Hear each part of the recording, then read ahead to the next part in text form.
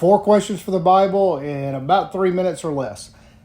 We're in Genesis chapter 4, verse 1, and it says, man conceives. He conceived, and they had Cain, man and Eve, and they get together in the Garden of Eden. But what's strange, and what the question is Eve says, I have gotten a man by Jehovah. She's conceived. It says, I am Eve and his wife, and they conceived Cain. Eve, his wife. They got pregnant. So what does it mean when I have gotten a man by Jehovah?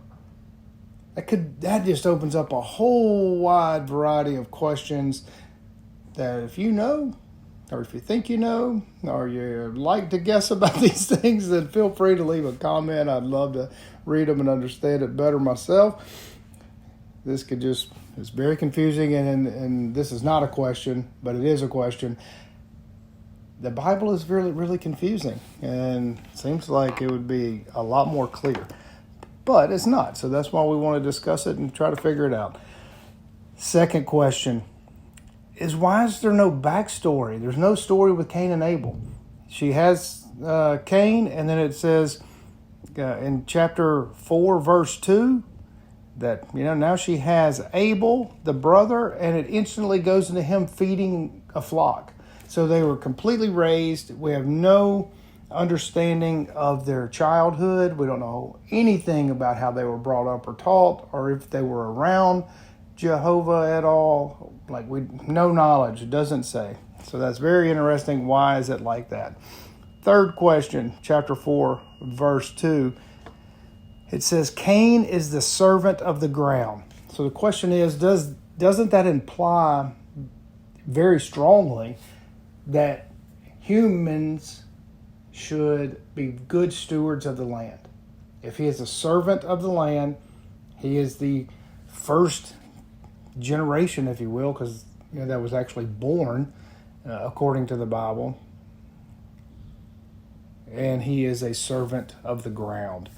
That is very fascinating. And so the question is, does that imply to you that we have a duty to the land? All right, here we go. The next and final question. All right, they take offerings to Jehovah. Why do you take an offering to Jehovah?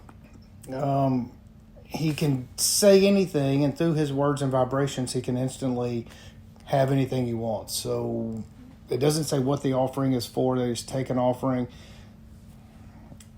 It's kind of like buying something for somebody that has everything, except in this case, he literally has everything. He can just snap his fingers and have anything he wants.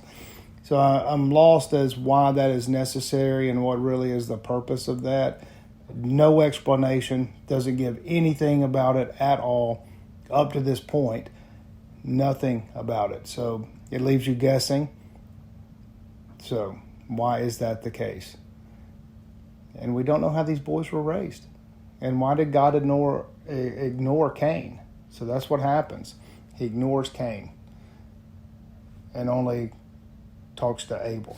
Very strange, because it does not give any explanation at all. So if you know the answers to these things, please leave a comment. If you like this kind of subject matter, then please like and subscribe. We're a new channel, and it helps us out a great deal. And if you like a broad range of spiritual topics, then join us at mysticsofTexas.com or our YouTube channel, Mystics of Texas. So thanks. We'll see you next time.